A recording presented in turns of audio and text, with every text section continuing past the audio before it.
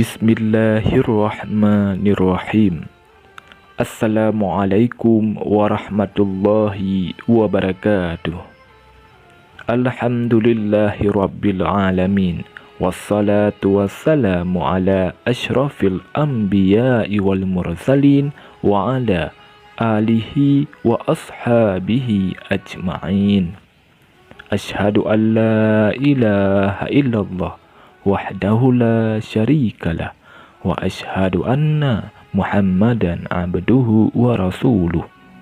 Allahumma salli ala sayyidina Muhammad wa ala ali sayyidina Muhammad. Syukur alhamdulillah kita dapat berjumpa kembali di channel ini. Harapan dan doa saya, semoga saudaraku semua yang menonton video ini selalu diberikan kesehatan, dilapangkan rezekinya, diampuni dosanya, dan dipanjangkan umurnya.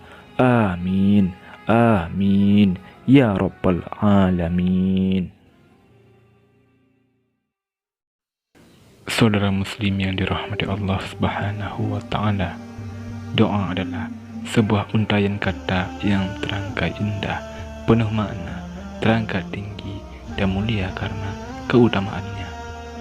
Terangkai harapan yang besar di dalamnya. Menjadi teman tidak kalah sendiri, menjadi pelipur lara tak kalah berduka, dan menjadi di saat musuh mengintai. Allah subhanahu wa ta'ala berfirman, maka kami kabulkan doanya dan kami anugerahkan kepadanya Yahya, dan kami jadikan istrinya dapat mengandung. Sungguh mereka selalu bersegera dalam mengerjakan kebaikan, dan mereka berdoa kepada kami dengan penuh harap dan cemas, dan mereka orang-orang yang khusyuk kepada kami. Quran Surah Al-Anbiya ayat 90. Ayat tersebut mengingat kita tentang Nabi Ayub alaihissalam. Nabi Ayub adalah Nabi dari Bani Israel yang paling terkenal kesabarannya. Bahkan bisa dikatakan beliau adalah orang yang paling sabar di masanya, sehingga beliau dijadikan simbol kesabaran, di mana orang biasanya berkata, sabarlah seperti sabar Nabi Ayub. Selain itu, Nabi Ayub adalah seorang nabi yang terkenal kaya raya dengan harta melimpah dan jumlah ternak yang luar biasa banyak. Meski demikian, Nabi Ayub tetap tekun beribadah kepada Allah subhanahu wa ta'ala dan tidak henti-hentinya melakukan kebaikan. Para malaikat di langit terkagum-kagum dan membicarakan tentang ketaatan Nabi Ayub dan keikhlasannya dalam beribadah kepada Allah subhanahu wa ta'ala. Iblis yang mendengar pembicaraan malaikat ini merasa iri dan ingin menjerumuskan Ayub agar menjadi orang yang tidak sabar dan celaka. Mula-mula iblis mencoba sendiri menggoda Nabi Ayub agar tersesat dan tidak bersyukur kepada Allah subhanahu wa ta'ala. Namun usaha ini gagal.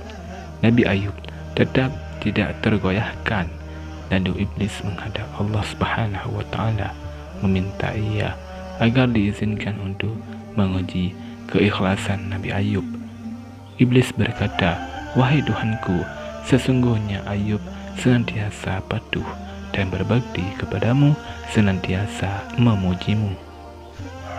Tidak lain hanyalah takut kehilangan kenikmatan yang telah engkau berikan kepadanya. Karena ia ingin kekayaan, tetap terpelihara semua ibadahnya, bukan karena ikhlas, cinta, dan taat kepadamu. Andai kata ia terkena musibah dan kehilangan harta benda serta anak-anak dan istrinya, belum tentu ia akan tetap taat dan ikhlas menyembahmu. Lalu Allah subhanahu wa ta'ala berkata kepada iblis, sesungguhnya Ayub adalah hambaku yang sangat taat kepadaku. Ia seorang mukmin yang baik. Apa yang ia lakukan untuk mendekatkan diri kepadaku adalah semata-mata didorong iman yang teguh kepadaku. Iman dan takwanya tidak akan tergoyahkan hanya oleh perubahan duniawi. Cintanya kepadaku tidak akan berkurang walaupun ditimpa musibah apapun yang melanda dirinya, karena dia yakin bahwa apa yang ia miliki adalah pemberianku yang sewaktu-waktu dapat aku cabut daripadanya atau kujadikan berlipat ganda. Ia bersih dari segala tuduhan dan prasangkamu. Engkau tidak rela melihat hamba-hambaku, anak cucu Adam, berada di atas jalan yang lurus. Untuk menguji keteguhan hati Ayub dan keimanannya pada takdirku, kuizinkan kau menggoda dan mencoba memalingkan dariku. Kerahkan seluruh pembantu-pembantumu untuk menggoda Ayub melalui harta dan keluarganya. Beraikan keluarganya yang rukun, damai, sejahtera itu. Lihatlah sampai di mana kemampuanmu untuk menyesatkan Ayub hambaku. Setelah itu iblis dan para pembantunya mulai menyerbu keimanan Nabi Ayub alaihissalam. Mula-mula mereka membinasakan hewan ternak peliharaan Nabi Ayub, disusun lumbung-lumbung gandum, dan lahan pertamanya dibakar hingga musnah. Iblis mengira Nabi Ayub alaihissalam akan berkeluh kesah setelah kehilangan ternak dan pertaniannya. Namun ternyata Nabi Ayub alaihissalam tetap berhusnuzan, berbaik sangka kepada Allah Subhanahu wa taala. Segalanya ia pasrahkan hanya kepada Allah Subhanahu wa taala. Harta adalah titipan Allah yang sewaktu-waktu dapat diambil kembali. Merasa gagal, iblis mendatangi putra-putra Nabi Ayub yang sedang berada di sebuah gedung yang besar dan megah.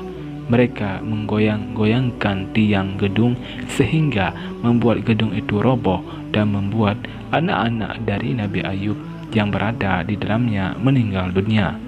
Iblis mengira usahanya kali ini berhasil menggoyangkan iman Nabi Ayub yang memang sangat menyayangi putra-putranya. Namun sekali lagi iblis harus kecewa. Nabi Ayub tetap berserah diri kepada Allah Subhanahu wa taala. Ia memang bersedih hati dan menangis, tapi jiwa dan hatinya tetap kokoh dalam keyakinan bahawa jika Allah Subhanahu wa taala yang Maha Pemberi menghendaki sesuatu, tidak ada seorang pun yang mampu menghalanginya. Iblis yang merasa belum puas meletakkan baksil di sekujur tubuh Nabi Ayub sehingga beliau menderita penyakit kulit yang sangat menjijikkan. Lebih parahnya lagi, para tetangga Nabi Ayub tidak mau ketularan penyakit yang diderita Nabi Ayub. Akhirnya mengusir dari kampung mereka, dan pergilah Nabi Ayub bersama istrinya Rahmah ke sebuah tempat yang sepi dari manusia. Waktu 7 tahun dalam penderitaan terus-menerus memang ujian terberat. Nabi Ayub tetap bersabar dan terus berzikir menyebut asma Allah. Lalu istri Nabi Ayub berkata, "Dia membebaskanmu." Namun Nabi Ayub malah menjawab, "Aku telah hidup selama 70 tahun dalam keadaan sehat, dan Allah baru mengujiku dalam keadaan sakit selama 7 tahun. Ketahuilah itu sangat sedikit jika dibandingkan masa 70 tahun. Akhirnya apa yang terjadi? Iblis pun menyerah dan mengakui bahawa Nabi Ayub adalah Nabi Allah yang tingkat kesabarannya sangat tinggi.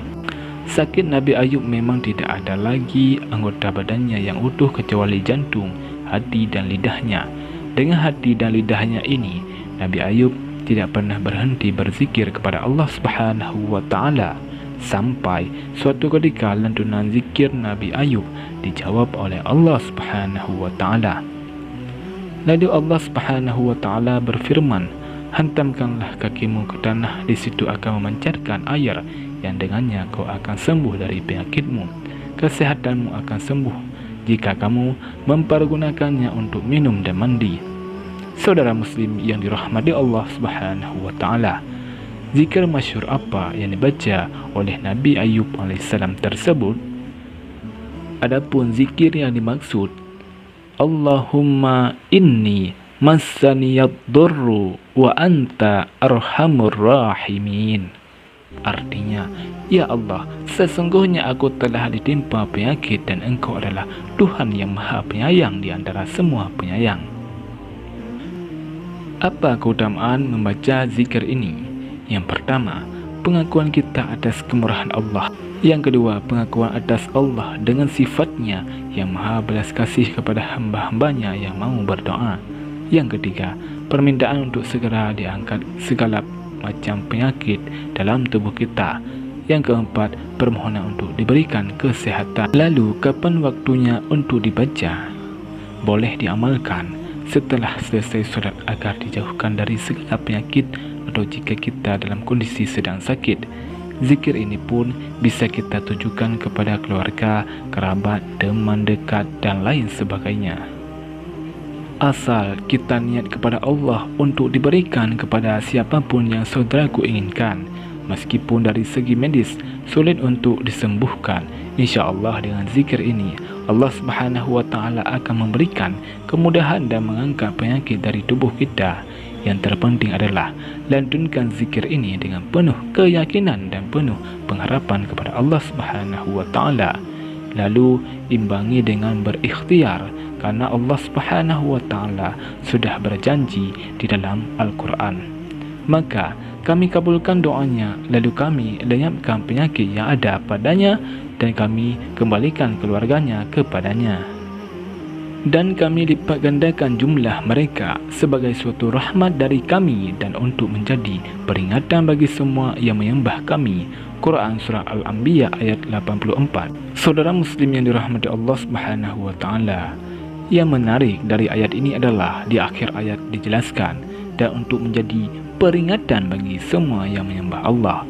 Artinya adalah siapa yang mengamalkan zikir ini dengan penuh pengharapan kepada Allah, maka akan disembuhkan penyakitnya. Dan janji Allah Subhanahu wa taala adalah suatu kebenaran. Intinya adalah jika kita ditimpa suatu cobaan, maka bersabarlah, berserah diri dan selalu berzikir kepada Allah Subhanahu wa taala. Dengan kita selalu bersabar dalam menghadapi musibah, maka Allah Subhanahu wa taala akan mengangkat tinggi derajat kita. Saudara Muslim yang dirahmati Allah Subhanahu wa taala, demikianlah yang dapat saya bagikan pada video kali ini. Semoga bermanfaat bagi kita semua. Wallahu a'lam bishawab. Assalamualaikum warahmatullahi wabarakatuh.